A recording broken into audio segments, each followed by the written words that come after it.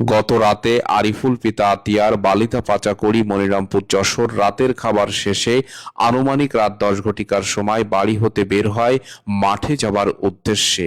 আরিফুলের পিতা আতিয়ার ছেলেকে বেশি রাত না করে বাড়ি ফিরতে বলে, কিন্তু আরিফুল ফিরেছে লাশ হয়ে, যেমনটি বলল আরিফুলের পিতা।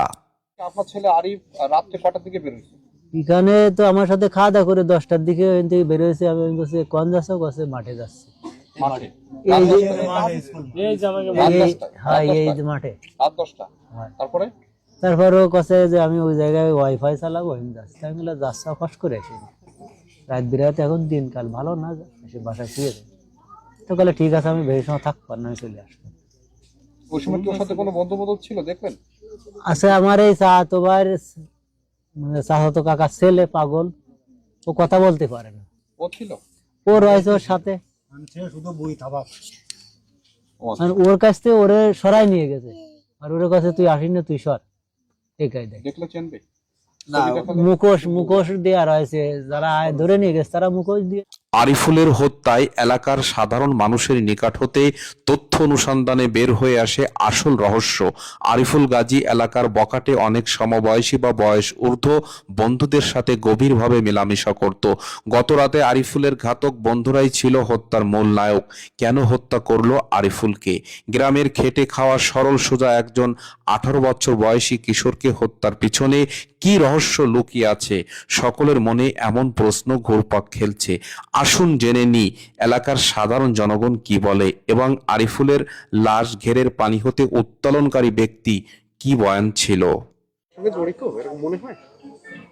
না, ওই যে বললো যে আছে ভাইরাসের ইস্যুর সাথে জড়িত। ভাইরাস কাটে? হ্যাঁ, ভাইরাস কাটে।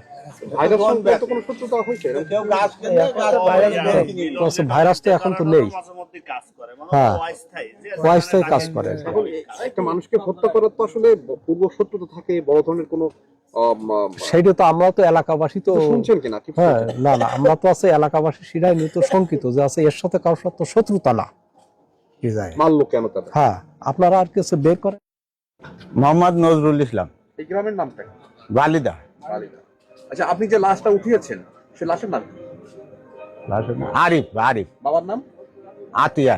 আতিয়া। ছেলেটা কি করে? ছেলেটা তো এমনি ওইরকম আমি তো জানি না মূল। কিভাবে উঠালেন কি লাশটা একটু বলেন তো দেখি। মানে আমি সকালে কাজে যাচ্ছিলাম, জোনে যাব, সেই একটা প্রোগ্রামে বাড়িতে বেরোয়েছি। রাস্তায় এসে খবর পেলাম যে অমুক গেরের ফাড়ে মানে প্রচুর রক্ত। বললাম তাহলে জায়গাটা তো দেখতে হবে। নাম গেরে পড়তে নাম কি? আছে আনার ফকির। আনার ফকিরের গেরে পড়ে। আনার ফকিরের গেরের ফাড়ে প্রচুর রক্ত দেখা যাচ্ছে। আচ্ছা, তারপরে? এই খবর পাইয়ে তাহলে বললাম তো এনতে না দেখলি তো কোনো কিছু বলা যায় না। তাই গেলাম দেখতে, যাই মনেও আসলে আরো আস্তে আস্তে লোকজন জড় হয়ে গেল, বিভিন্ন রকম এক একজন এক এক রকম কথা বলতেছে। এরপরে আমাদের চেয়ারম্যান সাহেব আছে পরিষদের, চেয়ারম্যান সাহেব আসলে একটা লগা দিয়ে মানে টুয়াই দেখতে দেখতে করলে কি একটা বাদ দিয়েছে। পারলে এর ভিতরে আবার ওই প্রশাসনের লোক আসলো, পুলিশ আমাকে ফাঁড়ির সে লোক আইসে আমাদের কলেজে লগাই দিয়ে তাহলে টুয়াই দেওয়া হতো কি অবস্থা। ওটা লগাই দিয়ে টুয়াই দিয়ে যে লগাই কিছু বাদ দিয়েছে। তারপরে আজ দিয়ে দেই যে ওই লাশ ধরে তাই নিয়ে আসে। এলাকার সাধারণ জনগণ, ভুক্তভোগী পরিবার আরিফুলের হত্যার পিছনের আসল রহস্য কি প্রকৃত অর্থে কিছুই তারা বলতে পারছে না। তাহলে আরিফুলকে নির্মমভাবে জখম করে হত্যার কারণ কি কোনোভাবেই প্রকাশ্যে আসবে না? এমন প্রশ্ন যখন জনমনে ঘুরপাক খেলছে, ঠিক সেই মুহূর্তে আরিফুলের হত্যার পিছনের অনেক কারণ জনসম্মুখে উঠে আসলো, যার মধ্যে একাধিক কারণ রয়েছে। উল্লেখযোগ্য কারণ রয়েছে কয়েকটি: নেশাদ্রব্য সেবন, অনলাইন জুয়া, সম্প্রতি এলাকায় চুরি সহ অভ্যন্তরীণ অনেক অপরাধ চক্রের সাথে আরিফুলের ছিল বিশেষ যোগসূত্র। আরিফুল বড় ভাইদের কথা অনুযায়ী অনেক কাজ করত, যেমন ছোটখাটো চুরি, নেশাদ্রব্য সেবন করা ইত্যাদি। 17,000 টাকা দিয়ে ফোন কিনে দিছে? দ্বিতীয় পরে ও আর দেখি না, তাই তা ওর বোন দেখি না, ওর 50,000 48,000 ফোন কিনে গেছে বিদেশের থেকে, কিনে এনে তাই দিয়ে গেছে। বুড্ডে সেটা বন্ড আছে আর কি, বুঝলো। টাকা নিয়ে নিছে কেউ? হ্যাঁ, সে ফোন সে কাগজ সাথেও নিয়ে এনেছে। ওর কাছে ফোনের কাগজটা ছিল, সেই কাগজটা ওর কাছে আগে নেছে, নেওয়ার পরে তারপরে নেছে সেই ফোন। মানে কারা? এর কাছে বন্ধু-বান্ধব? আর কাছের বন্ধু বান্ধব। ওদের কি নাম জানা আছে? না, নাম তো আমি বলতে পারবো না, আমাকে হয়তো যাবেন কাজটা কিনা করে কি দেখি আমি তো জানি না। আর সেই কায়দায় ওরা কালকে রাত্রি নিয়ে যায় এরে মারাছে রে ভাই, আর কইস নি 11টার সময় ওরে নিয়ে গেছে রাইতে এইতে উঠাই নিয়ে গেছে। কোথায় নিয়ে গেছে, মানে জোর করে? না নিয়ে গেছে বন্ধু বান্ধব। জনমনে প্রশ্ন, তাহলে আরিফুলকে কোন কারণে হত্যা করা হলো? আরিফুলের লাশ প্রকাশ্যে আসার পর এলাকা হতে যশোর জেলা ডিবি বা গোয়েন্দা টিম চিহ্নিত মাদক সেবনকারী, মাদক ব্যবসায়ী এবং অনলাইন জড়ুদেরকে গ্রেপ্তার করেছে, যাদের মধ্যে মামুন, পিতা খাজা ফকির, অনলাইন জড়ু রাকেশ, আরিফুল, সুদীপ, রাব্বি, বাপ্পি সহ মাদক অনলাইন জড়ুদেরকে গ্রেপ্তার করেছে, যাদের সাথে আরিফুলের ছিল গভীর সম্পর্ক। ওই দিন রাতে আরিফুলকে তার কাছের বন্ধুরাই ডেকে নিয়ে যায় পার্শ্ববর্তী আনার ফকিরের ঘেরের পাড়ে, যখন রাত আনুমানিক 11টার বেশি। কি কারণ আমি এটা বলতে পারবো মানে কোথায় কোথায় কোপাইছে ওকে?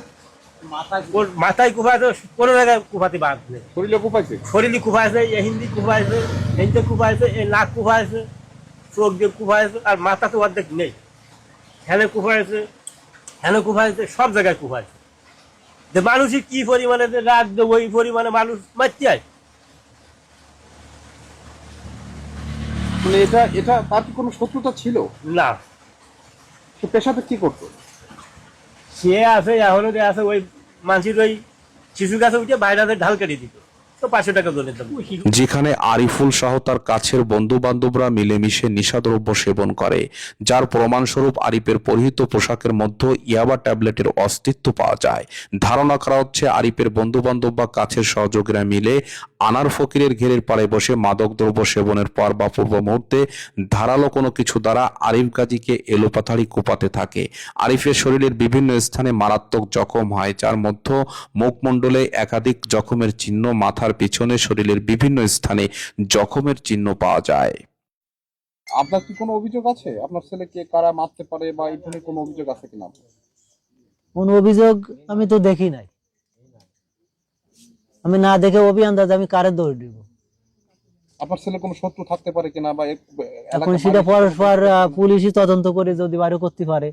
প্রাথমিকভাবে বলা যায় আরিফকে তার কাছের বন্ধুরাই হত্যা করেছে। হত্যার মূল কারণ হিসেবে চুরি করা মাল নিয়ে ভাগাভাগি, মাদকদ্রব্য সেবন বা অনলাইন জুয়ার টাকা নিয়ে মনোমালিন্য। আবার অনেকেই বলেছে আরিফের নিকট যে মুঠোফোনটি ছিল সেটি তার মা বিদেশ থেকে এনে দিয়েছিল, যার বাজার মূল্য অর্ধ লক্ষ টাকা। যে ফোনটি আরিফের নিকট হতে নিয়ে নেওয়ার অভিযোগ তুলেছে তার পরিবারের লোকজন।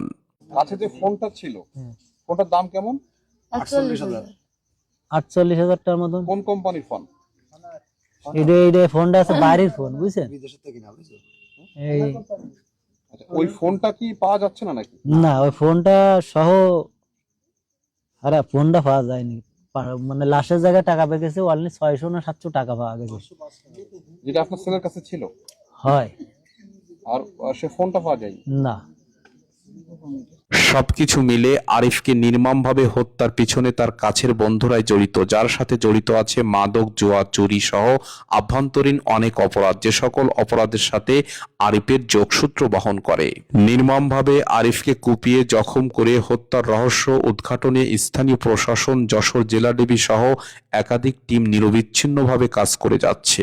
প্রতিদিন নেশাদ্রব্য, অনলাইন জুয়া, চুরি, ডাকাতি, ছিনতাই, ধর্ষণ, হত্যার মতো জঘন্য অপরাধ সমাজের অবক্ষয়ের প্রতিচ্ছবি জনসম্মুখে ভেসে উঠছে। প্রতিকার প্রতিরোধে রাষ্ট্রের ভূমিকায় কোনো আশুফল বয়ে আসছে না, অপরাধ বাড়ছে তো বাড়ছেই।